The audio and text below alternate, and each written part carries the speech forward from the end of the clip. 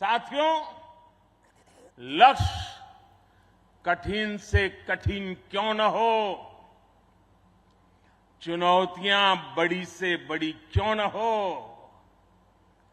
भारत जब ठान लेता है तो कोई भी लक्ष्य असंभव नहीं होता है।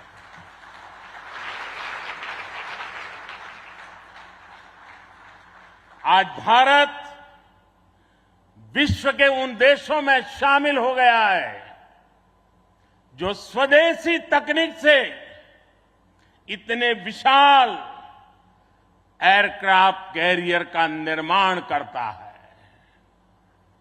आज आईएनएस विक्रांत ने देश को एक नए विश्वास से भर दिया है। देश में एक नया भरोसा पैदा कर दिया है। आज विक्रांत को देखकर समंदर की ये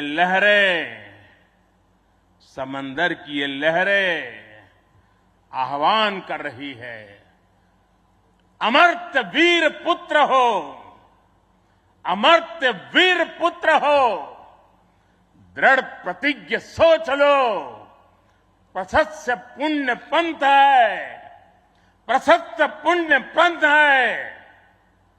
बढ़े चलो, बढ़े चलो, बढ़े चलो।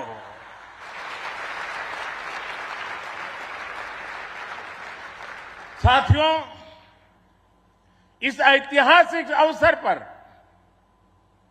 मैं भारतीय नौसेना का कोचिन शिपयार्ड के सभी इंजीनियर्स, वैज्ञानिकों और मेरे श्रमिक भाई बहनों का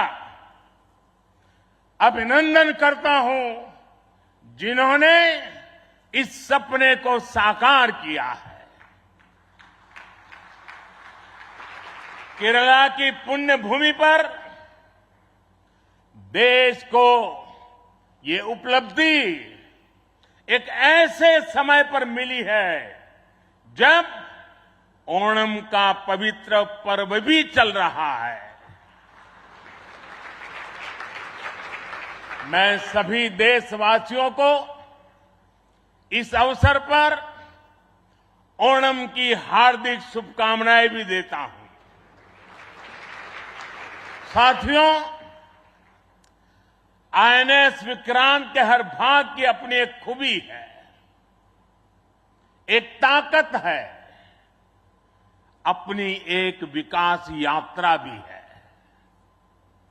ये स्वदेशी सामर्थ्य, स्वदेशी संसाधन और स्वदेशी कौशल का प्रतीक है। इसके एयरबेस में जो स्टील लगी है, वो स्टील भी स्वदेशी है।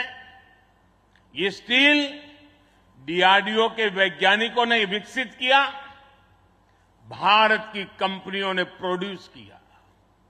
एक युद्धपोत से भी ज्यादा एक तैरता हुआ एयरफील्ड है, एक तैरता हुआ शहर है। इसमें जितनी बिजली पैदा होती है, उससे 5000 घरों को रोशन किया जा सकता है। इसका फ्लाइट डेक भी 2 फुटबॉल ग्राउंड के बराबर है। विक्रांत में जितने केबल्स और वायर्स इस्तेमाल हुए हैं, वो कोची से शुरू हो तो काशी तक पहुंच सकते हैं।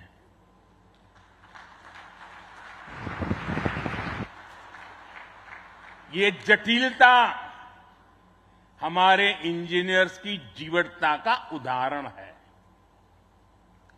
मेगा इंजीनियरिंग से लेकर नैनो सर्किट्स तक पहले जो भारत के लिए अकल्पनीय था, वो हकीकत में बदल रहा है।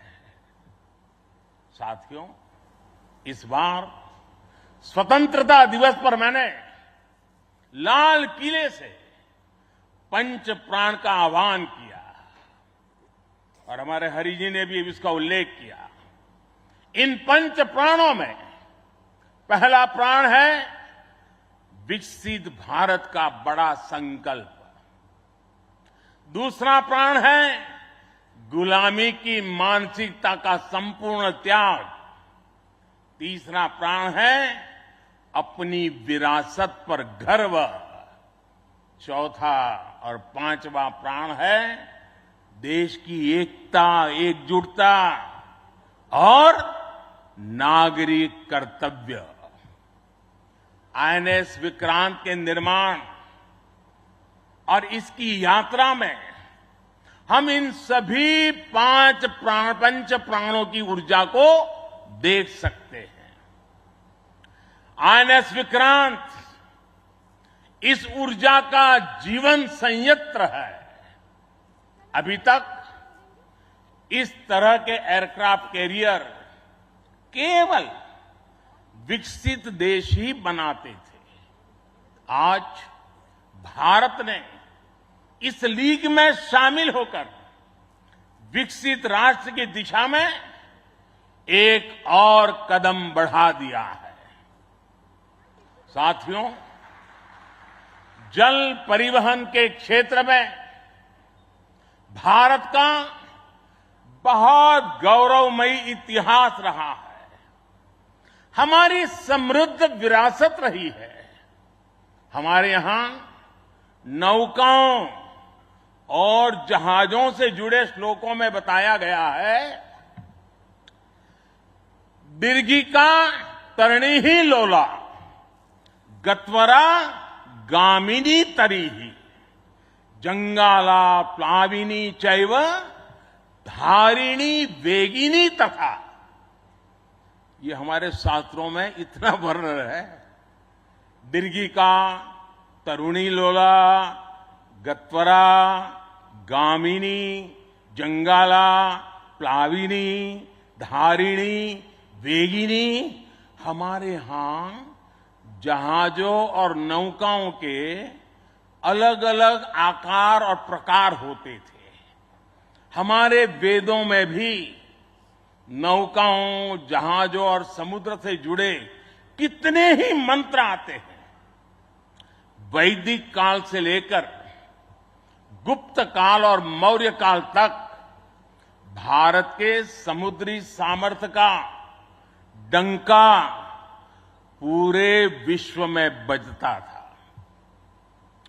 छत्रपति वीर शिवाजी महाराज ने इस समुद्री सामर्थ्य के दम पर ऐसी नौसेना का निर्माण किया जो दुश्मनों की नींद उड़ाकर रखती थी। इंडिया टीवी हर वक्त हर जगह डाउनलोड करने के लिए सर्च करें India TV news Google play store या ऐप स्टोर पर।